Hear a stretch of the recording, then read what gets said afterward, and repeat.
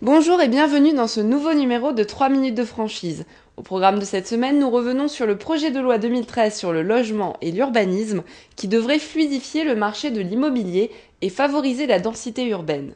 Nous aborderons également les intérêts à se lancer en franchise plutôt que seul dans un projet d'agence immobilière et nous traiterons du métier d'agent immobilier. Vous souhaitez vous lancer dans une franchise immobilière, mais vous avez besoin d'en savoir plus sur le métier. Gilles Hubert, franchisé ERA Immobilier, revient pour nous sur les spécificités du métier d'agent immobilier. On va avoir un propriétaire qui veut vendre son bien, quelqu'un qui a un projet suite à une mutation, suite malheureusement à un décès, un divorce, qui a un besoin de vendre, et on va lui exposer notre méthode de travail, faire en sorte qu'il nous fasse suffisamment confiance pour nous confier la vente de son bien. À partir de là, on va communiquer avec différents supports, en particulier aujourd'hui Internet, même si les panneaux et la vitrine, c'est quelque chose qui aujourd'hui encore fonctionne. Et puis on va, à partir du moment où on a rencontré un acquéreur, étalonner son projet, valider un certain nombre de points avec lui au niveau de son financement, au niveau de ses critères, au niveau de ses souhaits. On va organiser bien sûr des visites pour lui permettre de sélectionner le bien qui va correspondre à son souhait. Le projet de loi Logement et Urbanisme s'inscrit dans une logique globale visant à protéger le consommateur. Il répond à une nécessité de mieux encadrer le mode de fonctionnement du marché et des acteurs d'un des principaux sujets de préoccupation des Français.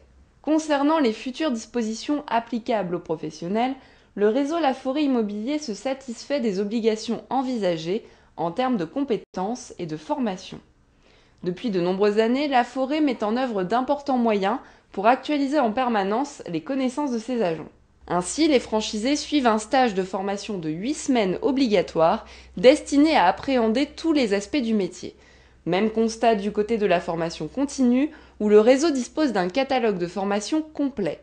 En parallèle, les adhérents ont un accès permanent à l'actualité juridique et jurisprudentielle grâce à une veille réglementaire en ligne associée à une diffusion mensuelle d'informations.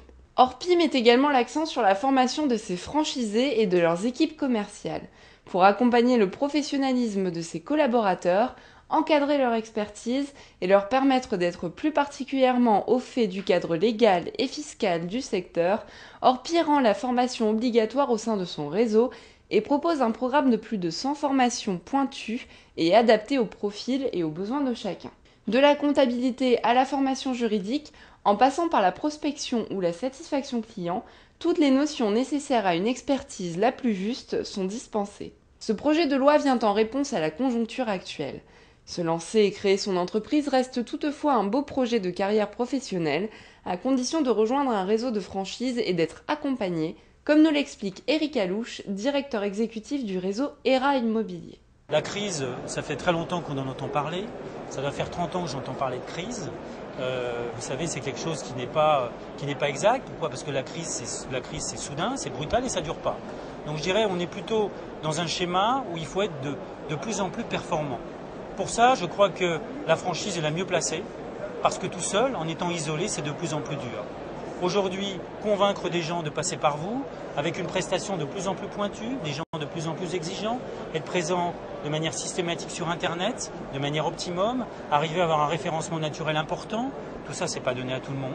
Avoir des formations qui collent à l'actualité, qui collent aux besoins ponctuels, c'est pas donné à tout le monde. Avoir également des événements qui sont organisés dans le cadre d'un réseau, c'est pas donné à tout le monde.